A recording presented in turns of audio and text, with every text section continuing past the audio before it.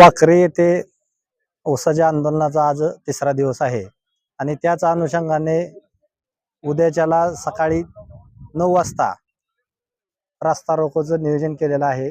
या ठिकाणी आंदोलकांची तब्येत खालावत चाललेली आहे, त्यांना बीपी शुगरचा त्रास व्हायला लागलेला आहे, बीपी कमी यायला लागलेला आहे। समाधान फाटे यांना चक्कर आलेले आहे, त्यामुळे आता सर्वच गावचे ग्रामस्थ या ठिकाणी उपस्थित आहे आणि सर्वांच्या मध्ये उद्या रास्ता रोको करण्याचं नियोजन झालेलं आहे। या ठिकाणी तहसीलदार साहेब आलते, त्यांना निवेदन दिलेलं आहे।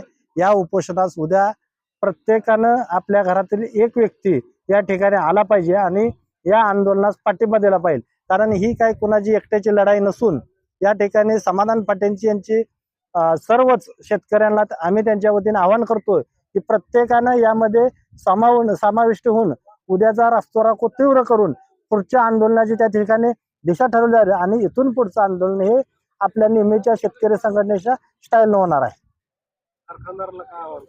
आम्ही कारखानदारांना आवाहन करतो की बाबा आंदोलनाची तीव्रता वाढण्यापेक्षा आंदोलन चिघळण्यापेक्षा त्याच्या अगोदर आपण सर्वांनी मिळून मार्ग काढावा आणि हे आंदोलन वेळेस थांबवावं। उसाला 3,500 रुपये हप्ता मिळावा यासाठी वाखरी पालखीतळे येथे आमरण उपोषण ऊस दर संघर्ष समितीच्या वतीनं सुरू आहे। उद्या सर्वानुमते उपोषणकर्त्यांची तब्येत खालावत चाललेली आहे, त्यांना अशक्तपणा जाणवायला लागलेला आहे, त्यांना चक्कर काल समाधान फाटेंना आलेले आहे।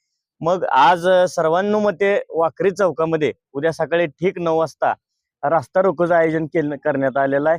या रास्ता रोकोसाठी प्रत्येक शेतकऱ्यानं प्रत्येक घरातलं एक पोरग या रास्ता रोकोला पाठवलं पाहिजे, तरच आपल्याला या ठिकाणी न्याय मिळणार आहे, ऊस दर वाढून मिळणार आहे। अन्यथा हे कारखानदार ऊस आंदोलन मोडीत काढण्याच्या तयारीत आहे।